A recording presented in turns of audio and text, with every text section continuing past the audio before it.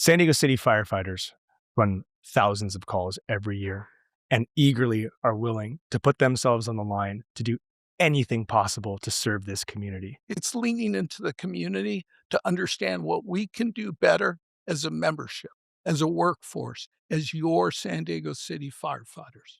But we can't do that without the proper resources and support that we need to accomplish this mission. This is the San Diego City Firefighters Podcast.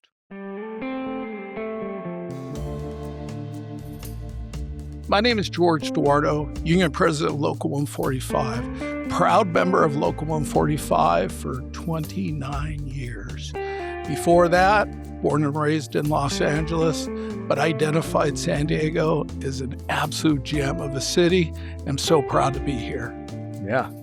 Awesome. I'm Mark Morrison, Vice President of San Diego City Firefighters Local 145. I am a fire captain, a bomb technician, been with the department now since 2004, a couple of years as an EMT on the ambulance, and 20 years now as a firefighter.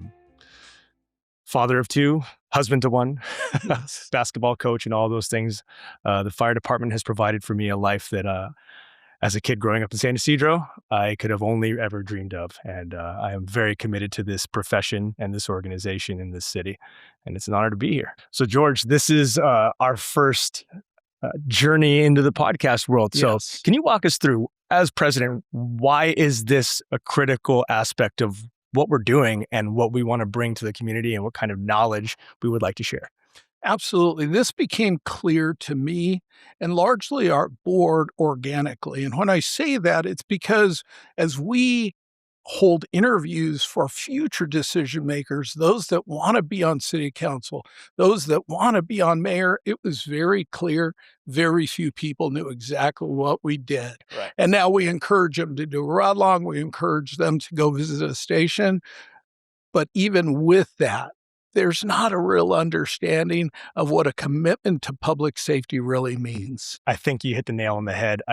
I've had plenty of conversations with the layperson. We'll use just kind of a basic example is, I drove by a house yesterday and there was a fire truck and an ambulance with 6 people for this little old lady that fell down. Do we really need all of that? And I always try to explain to them, when you watch one of those television shows in the ER, they have a team of 15.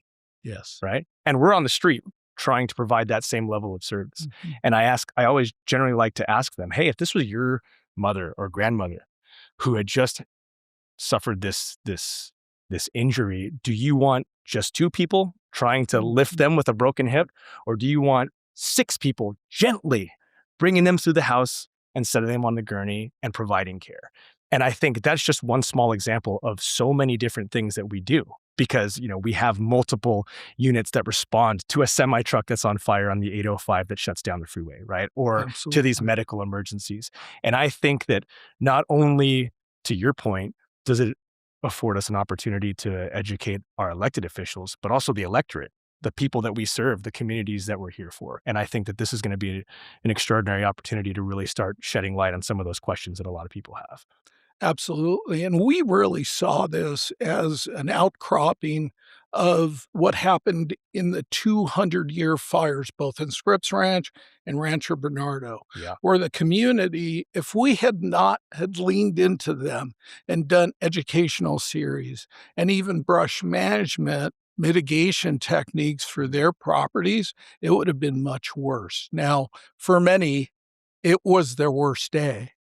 But for us, we're able to look introspectively and ask ourselves, did we do a good job evacuating that community? Did we do a good job? And that's what we're able to relate to decision makers up to this day to say, there were some things that we did well. There were some things that we need to do better.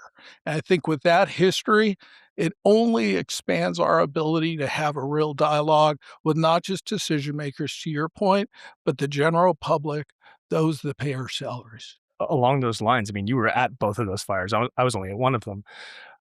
But I think that there's a critical component to this when it comes to actually having a meaningful dialogue with people that were there. Not Absolutely. not just the people that lost everything, but the people that were on the streets that were on the front line trying to do everything that we could to prevent these losses. And when we talk about resources, it's something that you want to augment to the best of your ability. But I think I'm going to steal your line. When you've got a wind-driven fire that's the size that it is, it's going to be very hard to stop.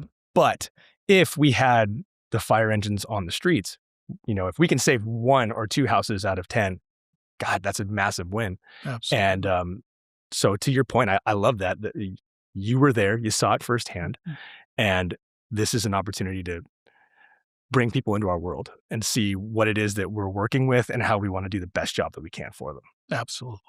So George, let's stay with the theme of our responsibility to provide the highest level of service to the community in terms of protection, safety, and all associated with those topics. What have you, in your time spearheading this deep dive into our response times, have you learned through our parent organization, the International Association of Firefighters, and the service they recently provided to us in terms of coverage, in terms of response times based on geographical positions of fire stations? Absolutely. That's a great question. And when we really look at how we provide a better service, we have to look holistically.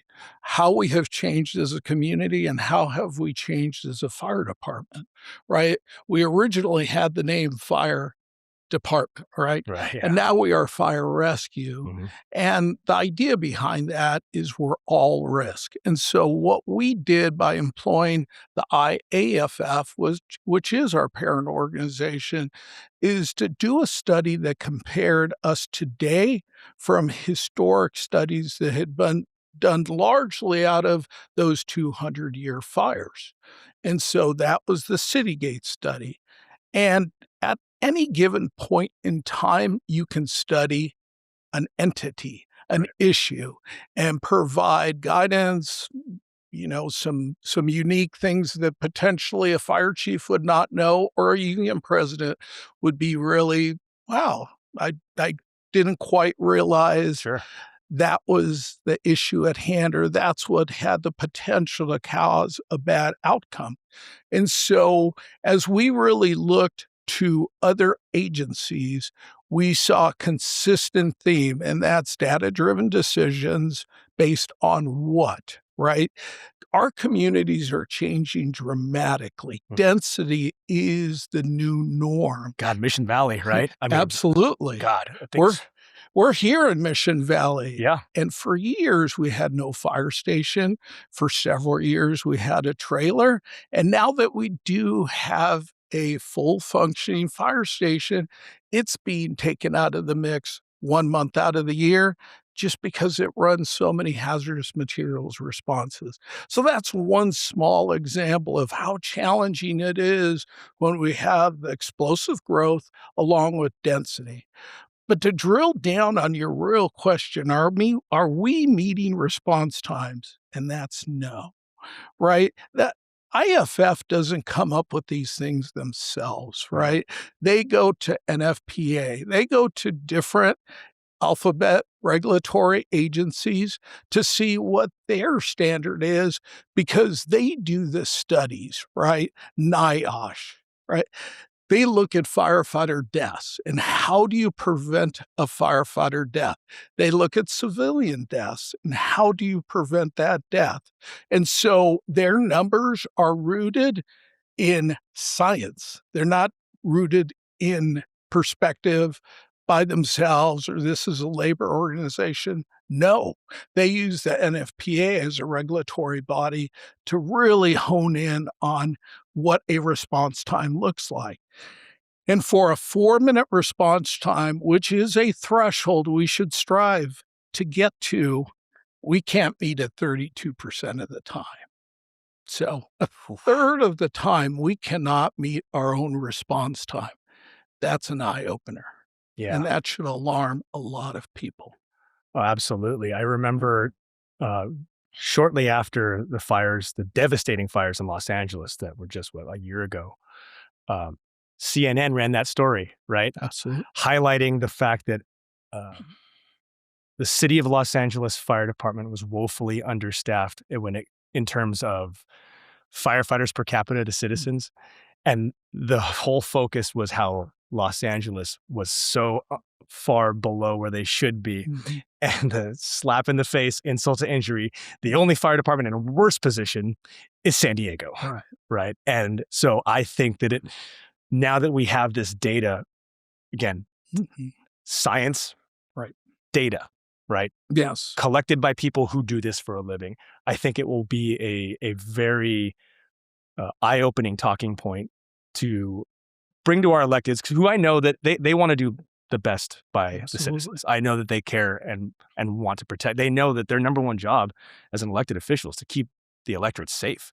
And I think that these kinds of numbers and the data that, and I, again, on behalf of the membership, I appreciate the fact that you started this ball rolling with the IAFF for standards of coverage. It's a huge and critical tool that we'll be able to point to. But when they have this information, it's going to be impossible to ignore.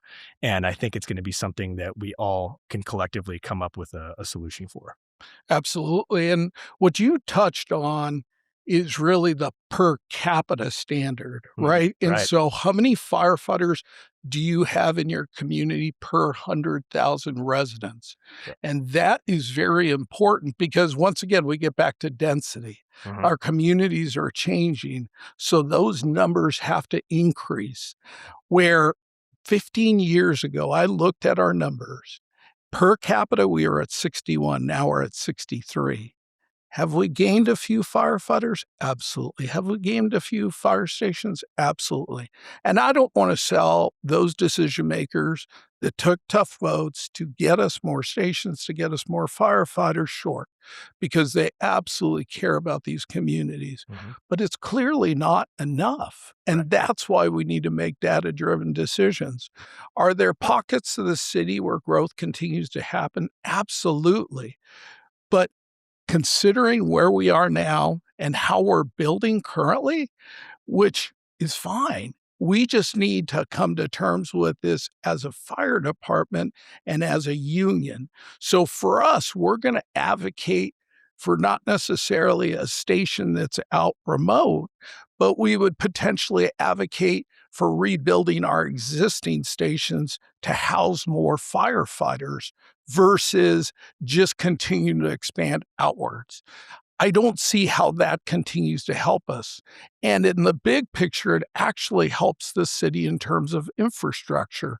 We know as our stations age, they're more expensive to maintain.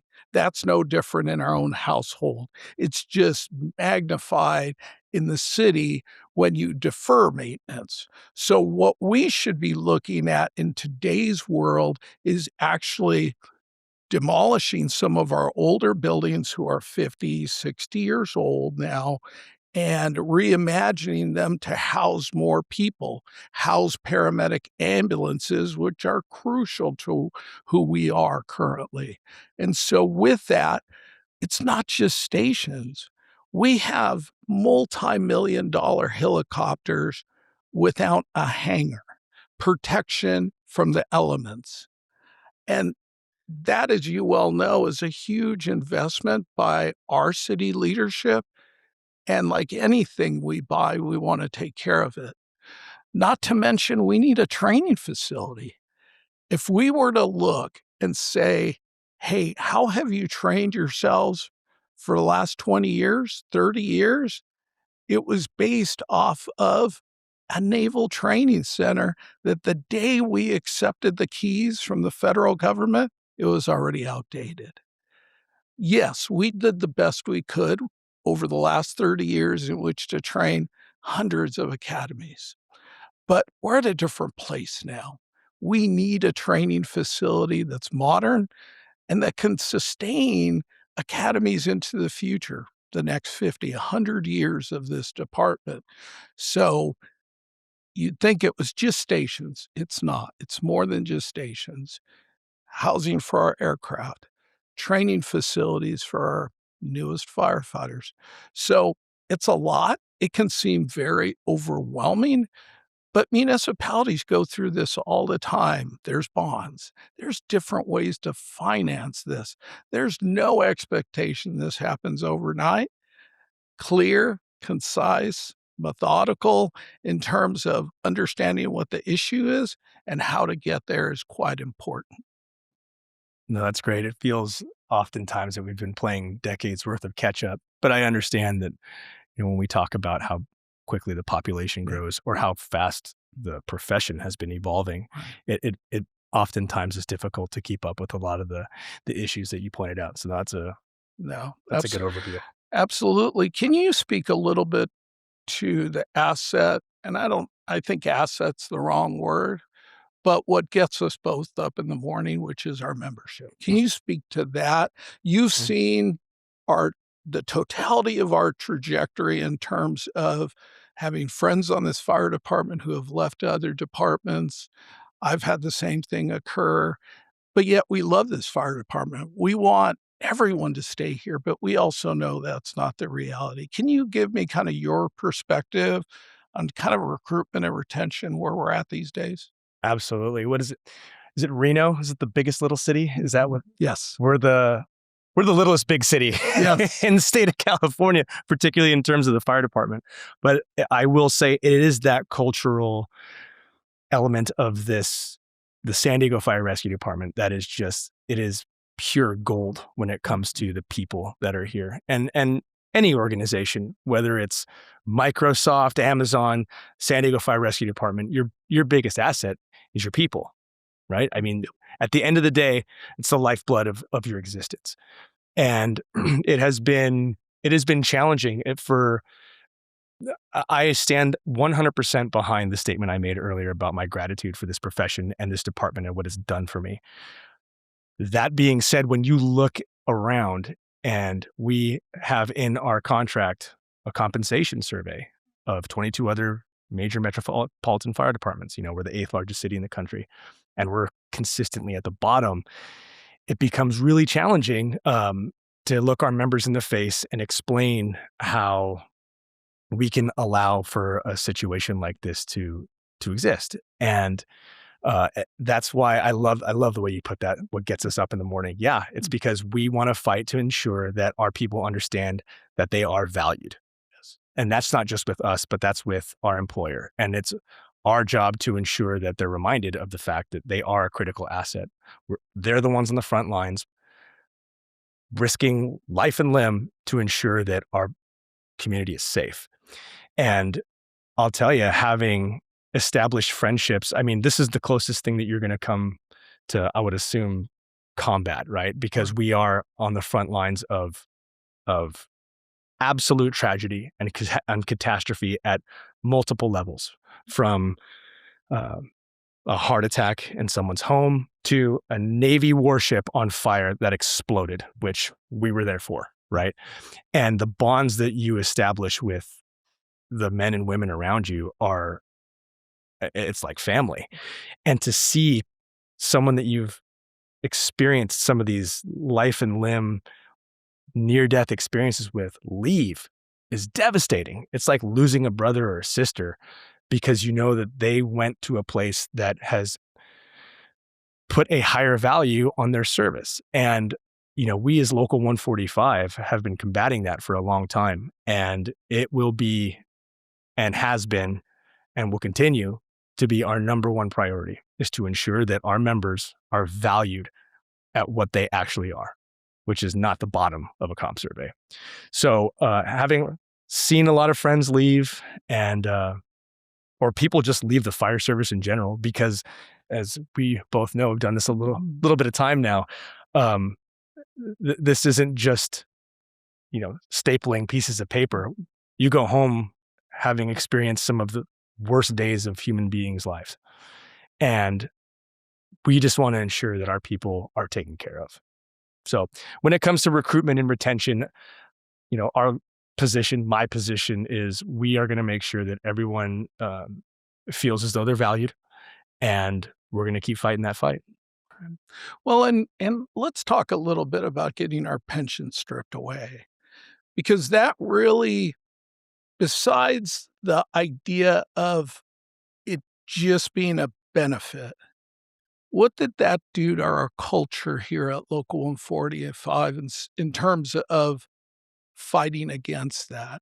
being on the right side of history? Oof. Well, that was the 10 Years' War, right? Yes. A lot of time, a lot of resources and money went into overturning that whole, what will we even call it? Catastrophe. I would say uh, that was not quite as offensive as taking away death and disability for firefighters, which those two things unfortunately coexisted at the same time during the Prop B mess. But it was really difficult at times to be in a fire station, sitting on a fire engine with somebody, driving towards a working structure fire, like knowing that, oh, this person only has 2 years on. Something happens to them. Uh-oh. It's almost moving to the point where, but regardless, our members' commitment to doing this job, they still did it. They put it all on the line, and they didn't pull up. They didn't slow down. They still charged into fires. They still made rescues. They still exposed themselves to all of the different pathogens and different viruses that are out there. And they kept doing it without death and disability, without a defined benefit. And the fact that our folks remained committed, I mean, my goodness, it was really frustrating and angering, but also awe-inspiring. It's like, wow, individuals that we work with, that we represent, are still willing to put it all out there because they care. And it was it kind of made it, once I got on the union board, it made it more of like a quest or mission. Like, we're going to get our folks whole. We're going to undo this. And gosh, 10 years, hundreds of thousands, if not was it millions of dollars, overturning that thing. And yeah, it obviously there were points of we call it contentious discussion, because there was haves and have-nots. Absolutely. In the same fire station, under the same roof, you had people who had this and were protected, and you had people that didn't. And it was challenging, but it was also nice to know that at the end of it, everybody still came together, and they were Local 145 San Diego City firefighters, and it was special. You know, it was the lowest of the lows, but we got through it, and it made us stronger. So let's discuss, Mark, constant staffing, because I don't know that most understand the idea behind a mandatory minimum. And so that, in essence, is what mandatory staffing is. And it's largely rooted out of safety. Can you expand on that a little bit? What constant staffing relates to?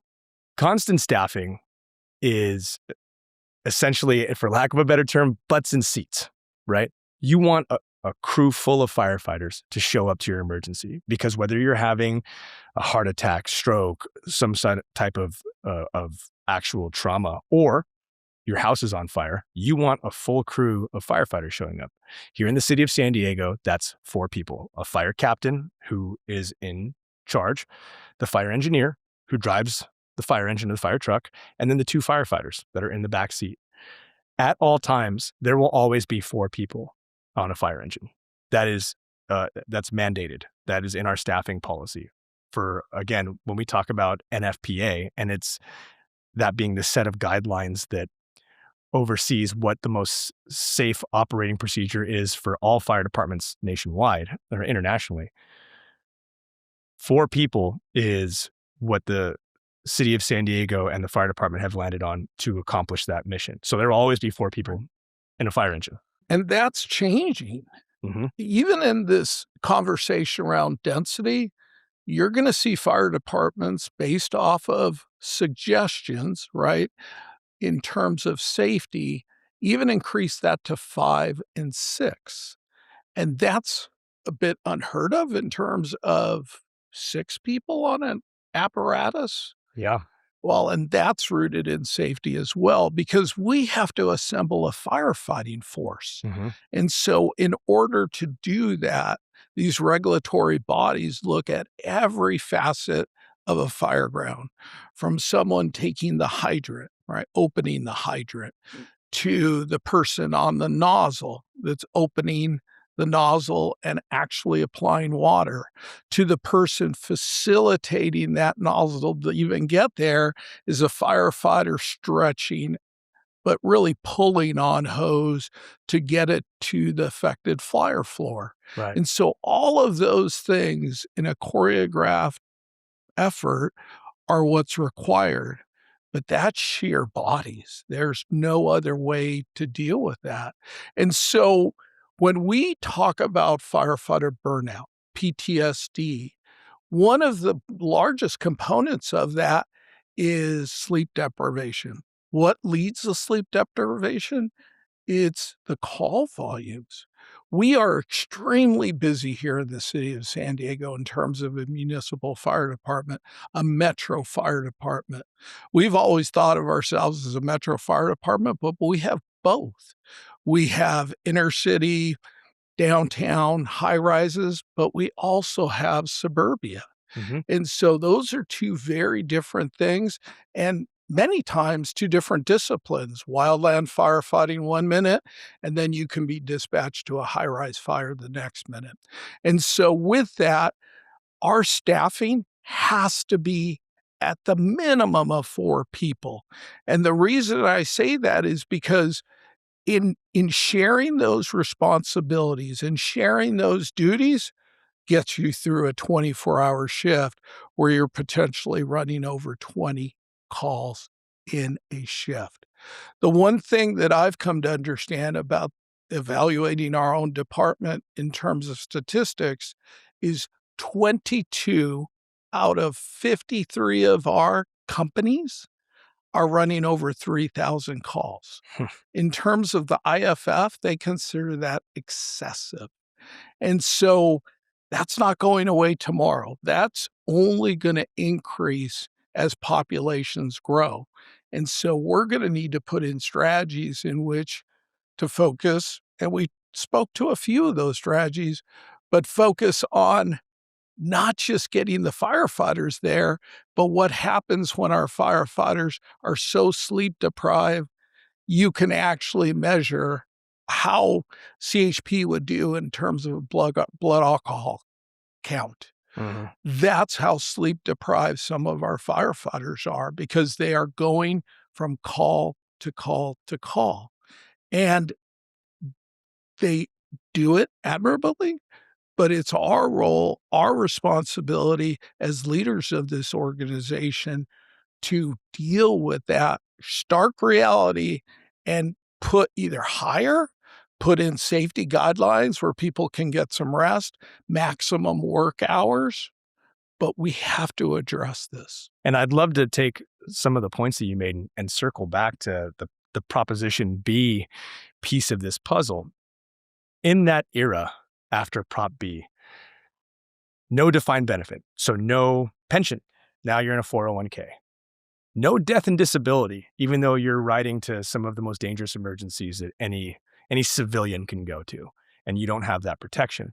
So those two things coupled together, what did that do? Oh, I want to be a firefighter. Where should I go? San Diego without death and disability, without a pension and a 401k?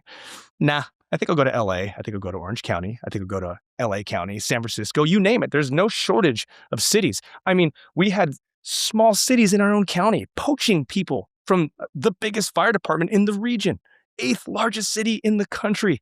And we're losing firefighters to other agencies. It was unheard of.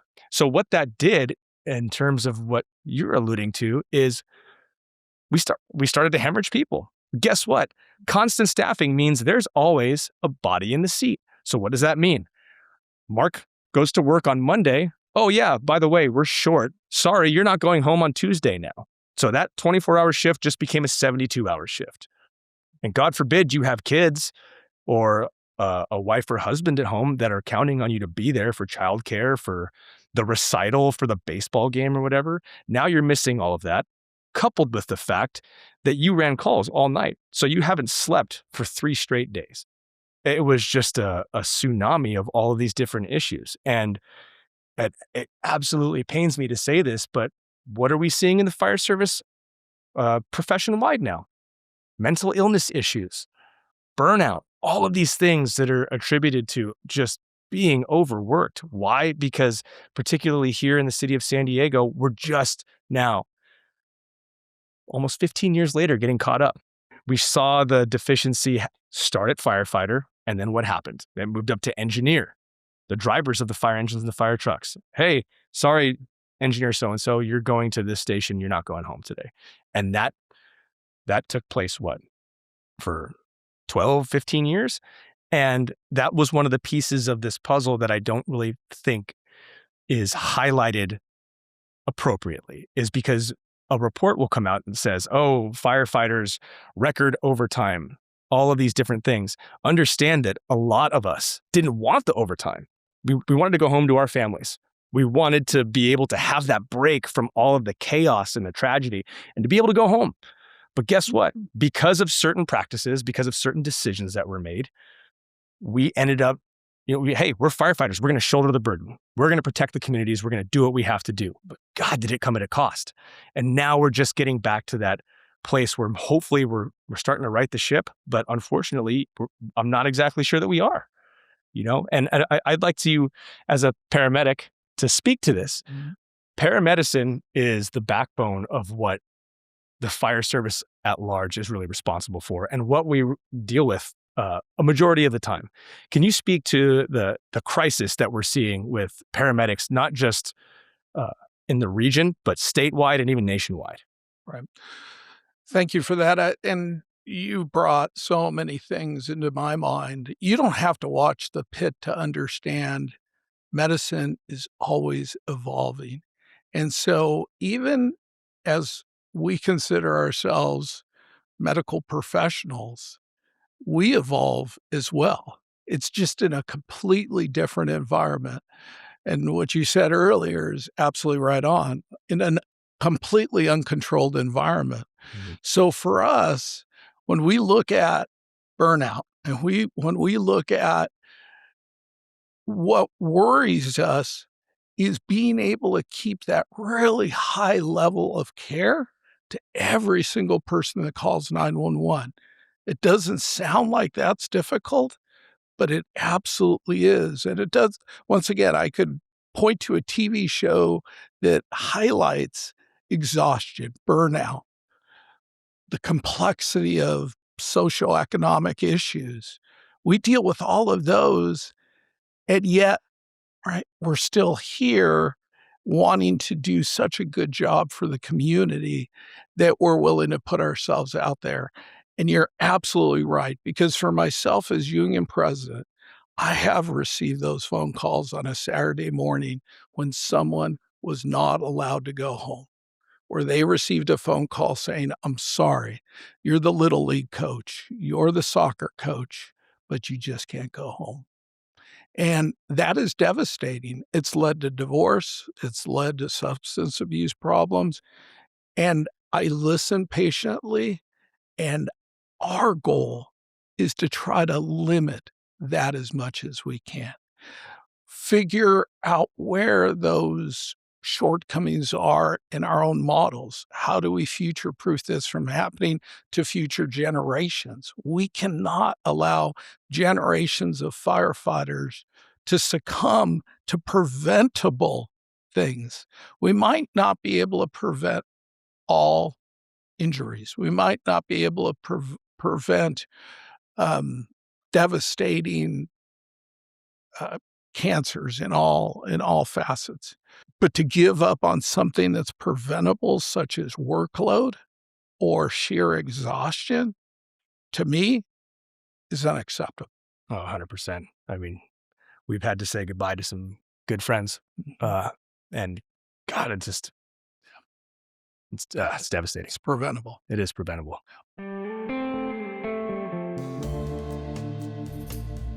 George, I'm glad that we had this opportunity to sit down and chat. I feel as though there's a lot of information that folks just don't really know about the fire service, particularly in San Diego. And I really hope that this was informative. I hope that people learned something or maybe had some lingering questions that are now answered. And if not, we're obviously available to speak or to answer those types of those questions that are out there.